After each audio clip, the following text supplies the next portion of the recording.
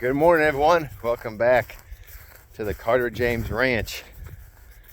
It is middle of October here, and we have just had our first 2 nights of a real hard freeze. So let me show you the ground. So you can tell, let's see, you can't tell very well, that there's frost all over the ground.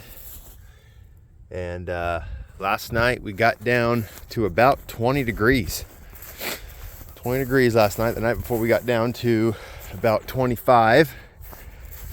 And so our first kind of killing frost. But our grass here in the sheep pasture is doing real well. We've got plenty of stockpile. This field was hayed in late summer. Late summer meaning July, so maybe it's midsummer. So over at the ranch property where the cattle are, we're trying to do a good job of rotating around. We're going to be getting more cattle here the next 2 months, so we've been trying to manage that grass well. If we got in a jam over the winter time, we would be able to bring them over here, because we'll try to graze all winter long in addition to feeding hay. So what I wanted to show you this morning is we are still struggling big time with drought here in the state of Kansas. So a couple months back I did a video where we were really dry, then we got about a 3-inch rain, and then we hadn't got anything in about last 2 months, going back to, I think it was probably in August is when we got that 3-inch rain. And then about 2 weeks ago we got about a 1/2 inch. But I want to show you this pond, show you how low this pond is. Now this property gets great runoff from this property and from the neighbor's property. So look how low this is. It usually comes right up to here. You can kind of see the shoreline here.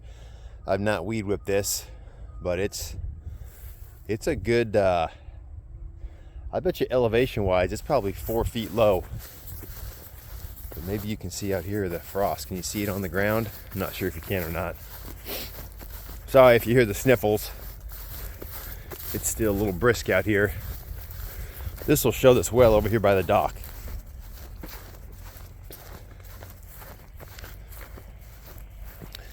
Whew. Just look how low this entire beach area is. This is crazy. So that big rock there usually has about a foot of water over it. So back in 2018, so 4 years ago, we had a really bad drought where between April and October, literally no rain fell.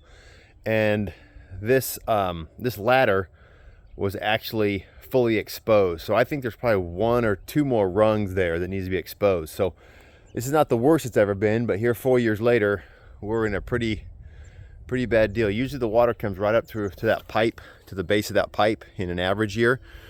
I looked at our meter, our rain sensor, and typically where we're at, we get on average 38 inches of rain for the year. And through the middle of October, we're sitting at 27.7 inches of rain. So pretty short. So it's got a lot of beach on the other side over there. So definitely still in a drought here. In talking to other ranchers, I've been making sure I have enough hay for the winter time, because we will be getting some more cattle here in the next few months. People are really stockpiling their hay, not really interested in getting rid of it. So it could be interesting to see what happens on that front. Also, as you can see, I'm sporting my KU beanie this morning. Basketball season's getting ready to get going. Men's and women's basketball. That's exciting. KU football team's doing pretty well this year. So it's always good when your local teams are good. It creates a lot of excitement. But here's what's odd. So we're down to really hard freezes the last 2 nights. By Friday, we're going to be 82 degrees. It's, I'm from Colorado, so it's almost like Colorado weather. Yeah, I don't think we have as much swing here in Kansas like we did in Colorado, but we're back up to the 50s at night and back to 80s on Friday. So hopefully we'll still be able to grow a little more stockpile for the winter. But here's what I want to tell you. We're going to be having a new addition to the ranch real soon. So we're actually getting another livestock guardian dog to go along with Coda in preparation of us getting more sheep here next year.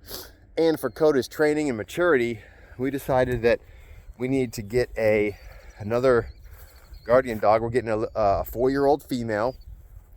Her name is Honey. If you just watched our last video, you saw a quick video of her.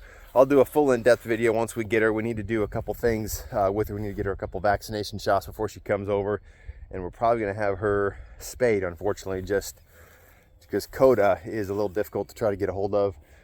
We actually had the vet out the other day because we still need to give Coda a couple vaccinations. We need to get him a rabies vaccination.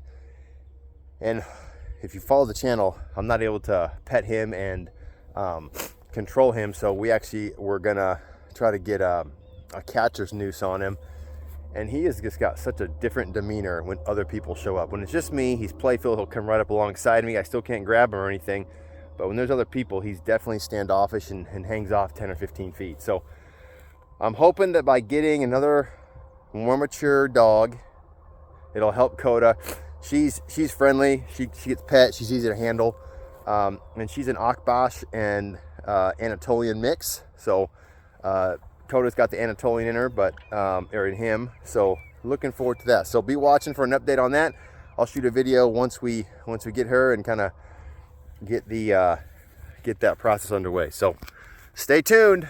We'll be adding Honey to the Livestock Guardian pack. So now we just don't have a dog, we're starting to get a pack. So kind of excited about that. So as we continue to grow. So all right guys, have a great day.